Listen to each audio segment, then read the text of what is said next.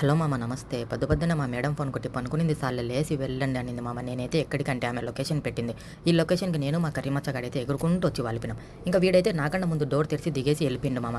ఇంక వీడు ఎక్కడున్నాడని తారాడుకుంటా పోతే వాడైతే ఏం చేస్తున్నాడో మీరే గమనించండి.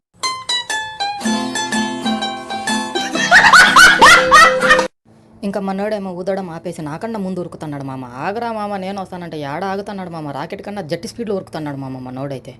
ఇంకా అస్సలు ముచ్చట చెప్తాను వినండి మామ.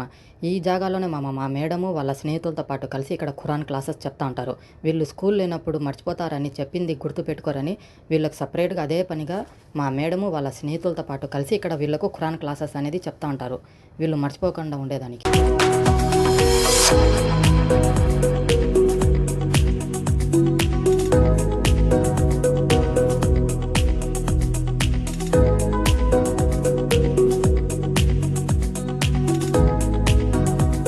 ఏందిబ్బా మనోడు ఏమో ఇప్పటిదాకా మా మేడం క్లాసులు చెప్తుంది, ఖురాన్ చెప్తుంది, చదివింది గుర్తుండాలన్నాడు. లాస్ట్‌కి ఏమో కుర్చీలు తెచ్చి పెడుతున్నాడు. ఇప్పుడేమో తెల్ల తెల్ల బాక్సులు కూడా తెచ్చి పెట్టేసినాడు.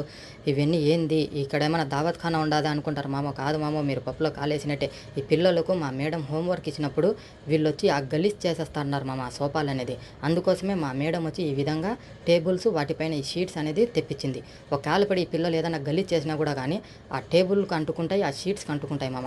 మళ్ళీ మేము ఇవి లాండ్రీలు ఇచ్చి క్లీన్ చేయించుకుంటాం.